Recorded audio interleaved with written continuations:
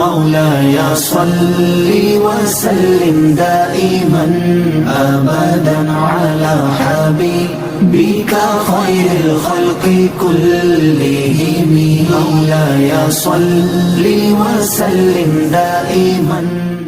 رسول اللہ صلی اللہ علیہ وسلم نے جمادی الاول 8 ہجری میں 3000 مہاجرین اور انصار کا ایک لشکر جو ہے وہ مرتب فرما کے شام کی سرحدوں کی طرف روانہ کیا. آپ صلی اللہ علیہ وآلہ وسلم نے زید بن حارث رضی اللہ عنہ کو اس لشکر کا امیر مقرر کیا. آپ صلی اللہ علیہ وسلم نے ہدایت فرمائی کہ اگر زید شہید ہو جاتے ہیں اس جنگ میں تو پھر جعفر بن ابی طالب قیادت سنبھالیں گے، اور اگر جعفر بن ابی طالب بھی شہید ہوتے ہیں تو پھر عبداللہ ابن رواح کو امیر بنایا جائے گا. جب وہ بھی شہید ہو جائیں تو مسلمان جسے چاہے امیر بنا لیں. مجاہدین رومیوں کے سرحدوں میں داخل ہو گئے. یہاں انہیں معلوم ہوا کہ 1 لاکھ رومی کے مقابلے 1 لاکھ سے جا کر 2 لاکھ کے ہیں. ایک گاؤں موتا کے قریب جا کر صف بندی کی مسلمانوں نے. اب مسلمانوں کے جو امیر تھے زید بن حارث رضی اللہ عنہ پرچم اٹھائے اور رومیوں پر ایک دباؤ ڈالا اور لوگ بھی زید رضی اللہ عنہ تک پہنچ گئے، اور زید رضی اللہ عنہ نے اتنے تیزی سے لڑے اور ایسے مقابلہ کیا کفار کا کہ آخر کار نیزوں کی وار اور تلواروں کی وار سے وہ چلنی ہو کے شہید ہو گئے. اب اس لمحے میں جعفر بن ابی طالب رضی اللہ عنہ نے پرچم سنبھالا. آخر رومیوں نے اسے بھی گھیر لیا. آخر کار تلواروں اور نیزوں کے کہ وہ گر پڑے. حضرت جعفر رضی اللہ عنہ کی شہادت کے ساتھ عبداللہ ابن رواح رضی اللہ عنہ نے کمان سنبھالی. گھوڑے سے اتر پڑے. پہلی صف میں جا کر بڑی بے جگری سے دشمن پر حملہ آور ہوئے، اور پھر آخر ایک دشمن نے نیزے کا ایسا وار کیا جو اس کے سینے کے پار ہو گیا. اب اسلامی پرچم ثابت بن ارقم رضی اللہ عنہ نے اٹھایا تھا. اللہ تعالی کی طرف سے رسول اللہ صلی اللہ علیہ وآلہ وسلم کو ساری اس لڑائی کی اطلاعات دی جا رہی تھی.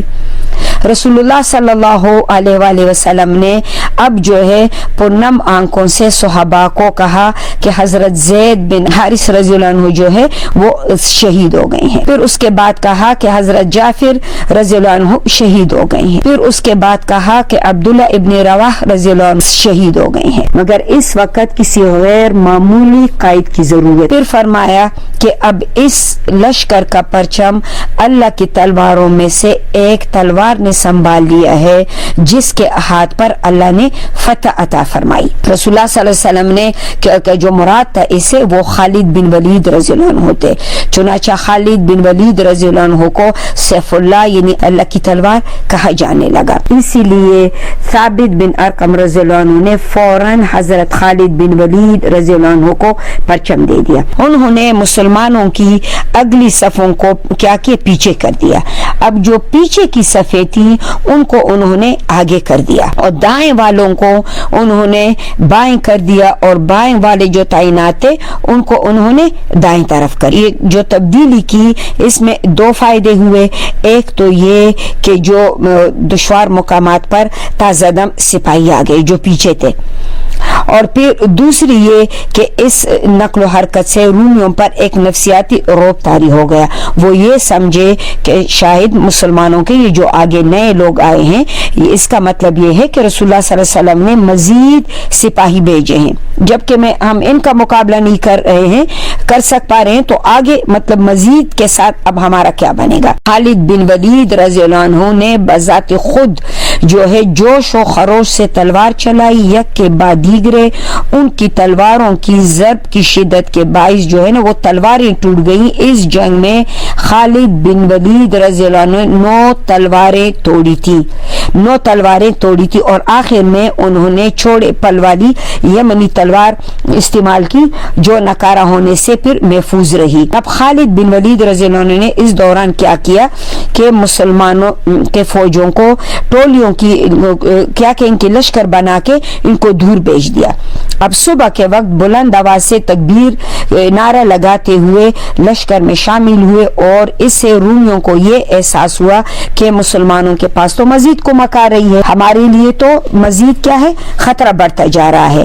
تو یہ سمجھ کر جو ہے وہ پیچھے ہٹ گئے. خالد بن ولید رضی اللہ عنہ کو تو اسی بات کا انتظار تھا. انہوں نے فوراً مدینہ طیبہ کی طرف کوچ کر دیا. اور رومی اس خدشے میں مبتلا تھے کہ مسلمانوں کی جو جنگی چال ہے وہ اب کیا ہے، یہ چاہتے ہیں کہ ہم ان کے پیچھے آئے، وہاں ہمیں لے کے ہمیں پھنسانا چاہتے ہیں، کیونکہ وہاں پر جائیں گے تو ظاہر ہے ان کے پاس اور بھی مزید لوگ آئیں گے. اب اسی لیے اس خوف سے 2 لاکھ لوگوں نے ان کا پیچھے نہیں کیا. مسلمان کامیابی اور سلامتی کے ساتھ پیچھے ہٹے، پھر مدینہ طیبہ واپس آ گئے. اب اس جنگ میں 12 مسلمان شہید ہوئے. رومیوں کے مقتولین کی تعداد کا علم نہ ہو سکا، البتہ جو جنگ کے تفصیلات ہیں ان سے معلوم ہوتا ہے کہ وہ بڑی تعداد میں مارے گئے.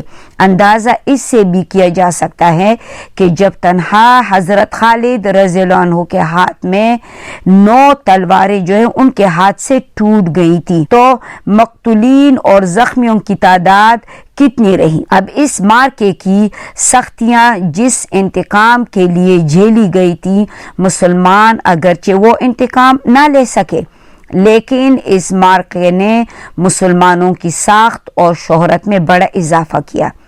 اس کی وجہ سے سارے عرب جو تھے وہ حیران رہ گئے، کیونکہ رومی اس وقت روئی زمین پر سب سے بڑی قوت تھے.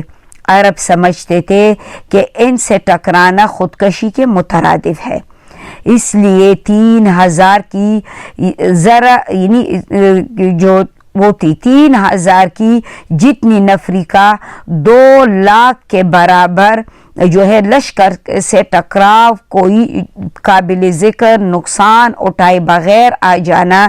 اس سے یہ حقیقت بڑی پختگی کے ساتھ ثابت ہوتی ہے کہ عرب اب تک جس قسم کے لوگوں سے واقف اور آشنا تھے، مسلمان ان سے الگ تلگ اور دوسرے ہی طرز کے لوگ ہیں. وہ اللہ کی طرف سے جو ہے اور ان کے رہنما وقتاً اللہ کے رسول صلی اللہ علیہ وآلہ وسلم ہیں. اسی لیے ہم دیکھتے ہیں کہ وہ ضدی قبائل جو مسلمانوں سے مسلسل وہ حسد رکھتے رہے، لڑتے رہے، اس مارکے کے بعد وہ اسلام کی طرف مائل ہو گئے. یہی مارکا ہے جس سے رومیوں کے ساتھ خونریز ٹکر جیسے شروع ہوئی، جو آگے چل کر رومی ممالک کی فتوحات اور دور دراز علاقوں پر مسلمانوں کا جو اقتدار تھا اس کا یہ پیش خیمہ ثابت ہوئی. یہ سب سے بڑا خونریز معرکہ تھا جو مسلمانوں کو رسول اللہ صلی اللہ علیہ وآلہ وسلم کی حیات مبارکہ میں پیش آیا. مولاي صل وسلم دائما ابدا على حبيبك خير الخلق.